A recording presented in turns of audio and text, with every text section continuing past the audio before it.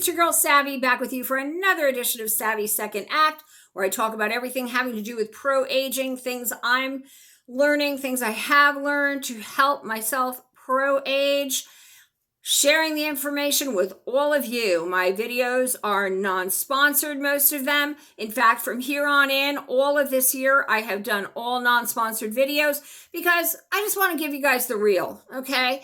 So today's video is going to be, I take requests, and there was a wonderful subscriber and commenter last week on my video on Tretinoin and Retin A who asked me if I would do a tutorial video on how I apply it. So again, I'm not a doctor or scientist. This is just me showing you guys how I use the Retin A Tretinoin. Thank you for your requests and comments, guys. If you haven't yet subscribed, please smash that subscribe button, the bell next to it. I love a thumbs up, and comments mean the world to me. Thank you, everybody, thus far for watching. I really appreciate you. So, a couple of things about my Retin A use, and I don't want to really repeat myself from my last video, so forgive me if I'm doing that. I don't use Retin A 7 nights a week. I use it 4 to 5, 6 nights a week, kind of depending on how my skin is looking, you know. Most of the time, it is 4 nights a week. 2 nights a week, I use my glycolic acid peel pads, Night Extreme pads from Knit Plus Fab. And on Monday nights, I Dermaroll, which actually I'm going to show you that in this video today. I actually DermaStamp, okay? Now, the Knit Plus Fab glycolic acid peel pads, the reason I don't do Retin A those nights is because I use those pads at night and I want them to exfoliate and peel my skin while I sleep, and I don't want to wake up with a bright red face that's all irritated because I've done that plus Retin A. I just think that's too much. So I'm just doing the Tretinoin Retin A, like I said, like 4 or 5 nights a week. Always at night because you don't want to use it during the day. Always on a freshly clean face. Now I do have some mascara on and I have some colored lip balm on, but I don't have any makeup on my face.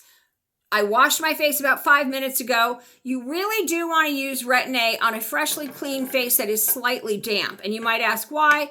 Because it is kind of a thick cream and you only use a pea-sized drop, and we'll get into that in a second. You want to be able to spread it easily across your face, part of your neck, and so forth. And your face being a little bit damp facilitates that. Now, as I said in the last video, for years, I've used Retin A for over 20 years. When I first started using it, maybe because I didn't ask, I was just using it on my face because that's basically what I was told to do. Recently, or in the last 10 years, I started to notice that the skin right here below my brow line here is starting to dip. Now, I don't do Botox and I don't do fillers, and I do kind of sleep on my side. I'm trying to train myself to sleep on my back, but, you know, I mean, better late than never, but, you know, that's, if I sleep on my back from here on in, that's not going to correct this. So I asked my dermatologist, can I use Retin A on that, around my eyes? I've been using it like up to like this point. Can I use it up here? She said, yes. So I have been using the Retin A, the Tretinoin, for the past several years on that part of my eye, and it has helped. But I just wish I knew that sooner. Same thing with the neck area. I did not know you could use it on your neck. I started meeting people who were using it on their neck and their necks looked great. So again, asked the dermatologist, can I use it on my neck? She said, oh, absolutely. Don't worry about, you know, anything with you can use on your neck. But guys, I don't know that your dermatologist is going to say that's safe for you. So please ask if you can use it on those areas, okay?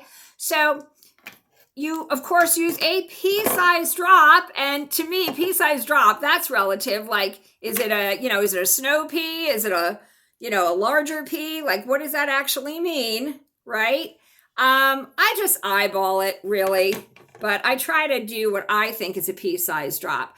Now, again, it's a very thick, rich cream, but if your face is slightly moist, slightly damp, moist, it will nicely and evenly spread out. Now, I washed my face like, let's see, 5 minutes ago, because we've been in this video for about 4.5 minutes. So I'm going to slightly mist my face to make it a little damp. I like the Garnier Skin Active Soothing Facial Mist. Smells beautiful. Smells like roses. I love it. Okay, so my face is now slightly damp and clean. Now I just do like, little points, like forehead, my eye, cheek, jaw, oh, this area above my lip, all of that. Okay. And of course, light touch. We never want to drag our skin, especially around the eye area. You know, that's so tender. We want to really light touch it there. And it really spreads out nice and even. A little dab will do ya. A little goes a long, long way. And down the neck. I even put a little bit on my ear and earlobes. Beauty. There we go. And that's it. That's how I do it. Now, when I get up in the morning, I get up at 4:30 in the morning. I do not rinse this off my face completely. What I do is, again with this mister, I spray it, and I kind of like the residue that's left from my sleeping in it all night, I rub that in even more. Because guys, I like to get the most for my money. I think it also works better that way because I'm wearing it longer. And then around 10 o'clock in the morning, that's when I take my lunch break at work, which I call my brunch break. That's when I go in, I wash my face, and then I do my morning routine and plus my makeup. These days, it's pretty much hyaluronic acid, vitamin C serum. Sometimes I mix the two together and put that on my face. Way to beat. Sometimes I'll use my collagen peptide from DMAE. And then I use an SPF or makeup with an SPF. Although these days, it's summertime now. I'm not really using foundation. I'll use a little bit of my ELF concealer in certain places. And then I just do my Bare Minerals powder to blot up any shine, because my skin's been looking pretty even lately, which is nice. So that's basically it. Easy cheesy peasy. It's one of the easiest things to use, I think, and it's just such a great product. So I hope that was simple to understand. Now, a couple of nights a week, I do those glycolic pads. I've done a video on them before, Knit Plus Fab. They're one of my favorites. And then one night a week, I Dermaroll, or I don't really Dermaroll anymore. I DermaStamp. Why, you might ask? I just was not good with the Dermaroller. I've seen like so many videos on it, and to be perfectly honest, some people roll like this, where they're going up and down, almost like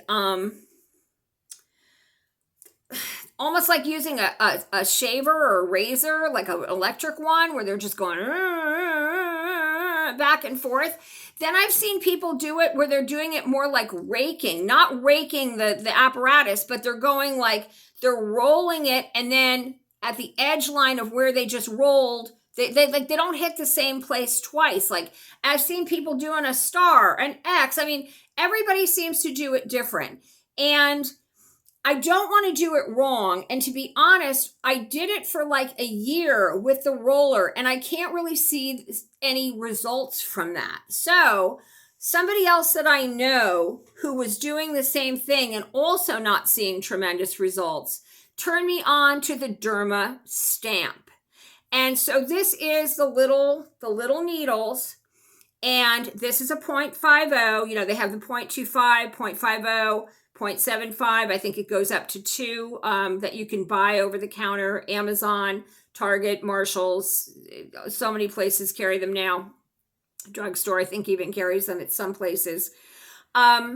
I just have a 0.50. That's about all I can stand, and I think that's about all I really need. At some point, I may go to my dermatologist and get something called Fibroblast, which is like a much deeper, but done by a dermatologist, a much deeper, like a micro needling. You have to go for a series of them. But I'm not quite ready for that. That might be my birthday present to myself this year. But anyway, so I'm with the DermaStamp. I have been doing this for a few months now, and I am noticing it does seem to really help. Now, again, do your own research on Dermarolling, DermaStamping. The idea behind it has something to do with like you're putting these little holes in your skin, and as they are repairing, they're helping to improve your skin. I don't really understand it. I'm not a doctor or scientist. I'm just, as a lay person explaining it to you guys. So there seems to be something to that. You don't want to do it too often. I've been told by others that do it once a week. If you do it on your body, any areas of skin on your body, I guess it's once a month, but once a week is Monday nights is when I DermaStamp, and I don't do it more than that. I also don't use Retin A after I've done it because it would just make my skin very sensitive. My skin's already sensitive from doing this, and I think it would just be too harsh of a thing to do for me. So this is what I do when I DermaStamp. I'm going to just wipe off. Let me have my little remover here because I've got the Retin A on and I don't want it on where I'm going to DermaStamp. And I just do specific areas that I'm trying to improve. Again, like the end of my eyebrow, which I'm trying to tighten up and lift, and above my lip where I'm starting to get some lines, even though I never smoked, and I don't use a straw when I drink. Are you kidding? I live in California. It's like, oh my gosh, like freaking trying to buy gold here, you know, or trying to buy a gun, you know, ask for a straw. Ooh, you know, people get so mad. Can't use straws here. Okay, so here's the DermaStamp. I usually hold the skin up when I do it, and I'm just going to tell you before I do it, 1, 2, 3 on the bottom part, 1, 2, 3 on the top part. And it hurts. If I cry, please forgive me now. It does hurt. And you press it in.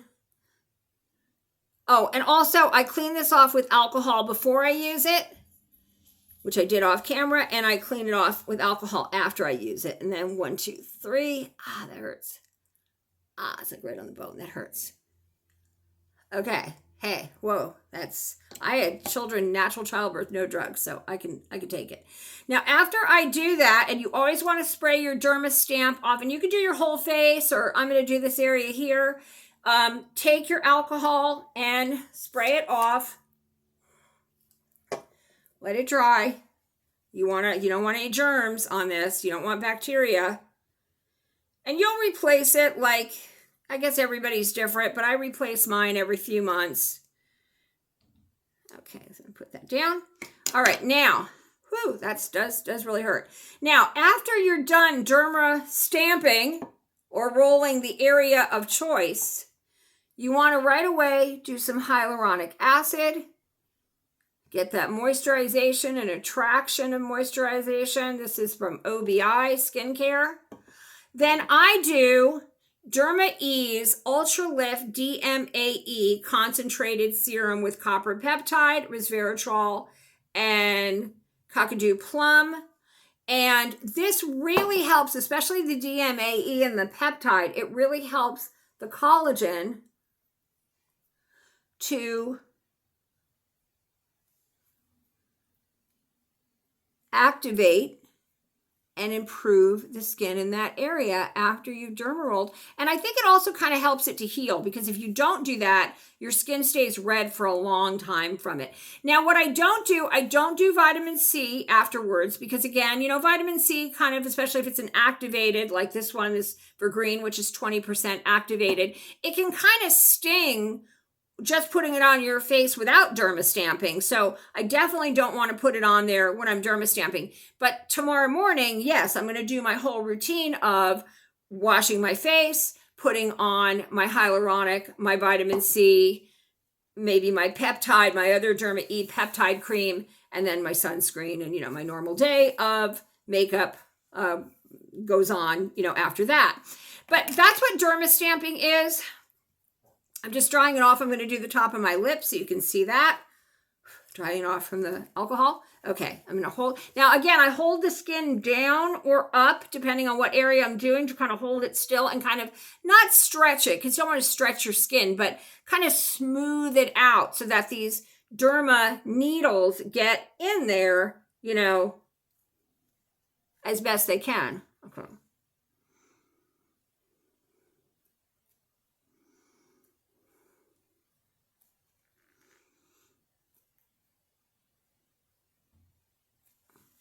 Whew, you see how red it is?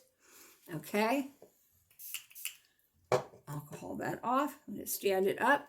Woo! Got me crying, guys. Okay. My hyaluronic acid.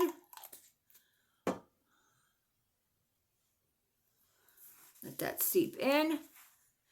And I love this stuff by DermaE. By the way, I'm going to post all these below. This DermaE Ultra Lift DMAE concentrate. I love it. Love it, love it, love it. It's the best DMA cream or serum rather that I've ever used. Okay, so you can even do your lips. I know people that do their lips. My lips are a little bit liney, and I do my lips sometimes. I just don't do it all the time. I don't do assiduously. I mean, the above my lip hurts enough, you know, but I may start doing my lips too, or even part of my marionette lines. But I mean, I know people that DermaStamp or Dermaroll once a week, their whole face. They do the skin on their arms. Like, you know, do your own due diligence, do the research on your own, look into it. If it's right for you, I highly recommend starting out with the DermaStamp as opposed to the roller. I just think it's more comfortable and more direct, but again, that's just me. Either one, you can find them on Amazon. TJ Maxx carries them. Some of the drugstores now carry them. Target carries them. Ulta, Sephora, I'm sure they have them. Check out the idealism or the theory behind Dermarolling or DermaStamping. It can really help middle-aged skin and older skin look young and vibrant and help to improve skin tone and tightness and all of that. So between the Retin A and the DermaStamping, guys, we're all going to look amazing as we age, as we pro-age. It's a beautiful thing. So today's Hollywood hot tip on beauty actually comes from Betty White. And I've done Hollywood hot tips from Betty White before, God rest her soul. I mean, she was beautiful right up to the end. And one of her biggest beauty secrets was, and it's so, I mean, you could probably guess what I'm going to say, because as soon as I heard it, I was like, well, naturally, you know, that's, you know, and it wasn't that, you know, she used you know, plastic surgery. I don't think Betty White did a lot of plastic surgery. I think she was a naturally lovely lady. She never looked too tight or, you know, like Catwoman or anything like a Catwoman or, you know, like too much filler or anything like that. Her Hollywood hot tip of looking young and vibrant was attitude and smiling. Have a good attitude, have a sunshiny smile on your face, and you come across as years younger and much more beautiful. When people are grimacing or they're looking very serious, I can't think of anybody who looks more beautiful that way. I think most everybody looks more beautiful when they're smiling. I think people look more youthful when they're smiling. So thank you, Betty White, for that Hollywood hot tip. It's free. It's a given. It's awesome. And we all miss her. She was really, really something else. So, hey, speaking of awesome, you're all very awesome. Thank you for watching my video today. Shout out to my subscriber who asked me to do it. Thank you for the suggestion. I do take comments and requests, guys. So put those below. Thumbs up me. I really appreciate that. Subscribe if you haven't already. And just stay safe, stay fabulous. Take care until next time. And next week's video, or it's actually every 2 weeks I do these videos, my next video is going to be on some supplements for menopause and some supplements for eye care that I found that I really like, and I'm going to share it with you. All right. Well, until then, ciao, ciao.